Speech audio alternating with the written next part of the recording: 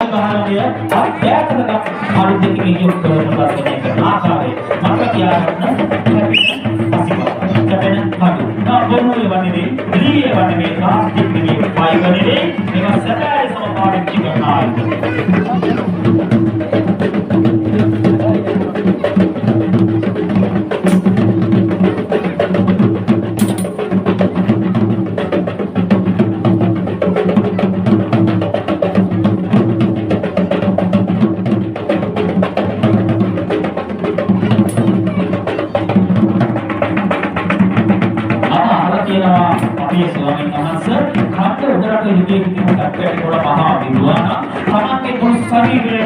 සතුන් කල්පය ගල්වලා උන්වහන්සේ සියලු කැපී සතුන් කල්පය ආපසු දැරෙසේ ආයතන මාගේ ශරීරය වටා කෙනෙක් ප්‍රවණය කරා කියලා.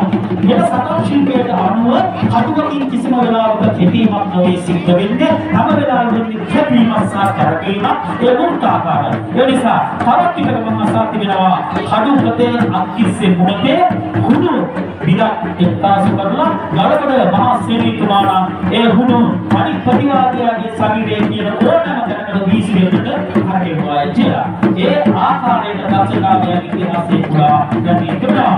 තවත් විදක විද්‍යාවෙන් පැමිණි ඒ කලාවේ සකස්තාවෝ ඉමනවත් දුරුජ සෙනෙවිය සමග සමරට අපේ සෙනෙවිය සූදානම් කරනම පනස්සර කතාවක් කියනවා. ඔහු දෙවියන් කරක් යනවා ඉස්පිරිතුගේ සකස්තාවා අතින් කතා මොර්ගයේ විකාර පසුව අපේ සකස්තියා ඒ මොර්ගියාව ඈතින් ඉතපතේ ලබිතුවාය කිව්වෙන්නට කියලා.